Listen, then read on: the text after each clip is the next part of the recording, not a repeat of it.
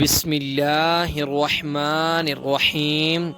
السلام علیکم ورحمۃ اللہ وبرکاتہ۔ ہم آپ کو حافظ اسلامک ٹی وی میں خوش آمدید کہتے ہیں۔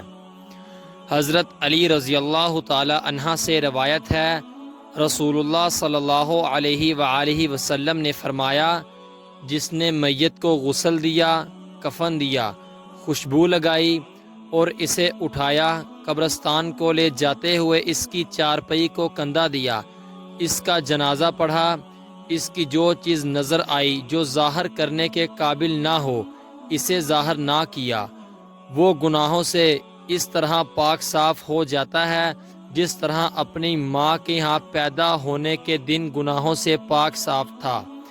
اس کی حدیث کا حوالہ ہے سنن ابی ماجہ، حدیث نمبر 1462۔ نبی کریم صلی اللہ علیہ وآلہ وسلم نے فرمایا، آباد رہے وہ شخص جس نے میری حدیث سنی اور آگے پہنچائی۔ آپ اپنے عزیزوں کو یہ ویڈیو لازمی شیئر کریں تاکہ وہ بھی ثواب حاصل کر سکیں۔ ملتے ہیں آپ سے کسی نیکسٹ ویڈیو میں، تب تک کے لیے اللہ حافظ۔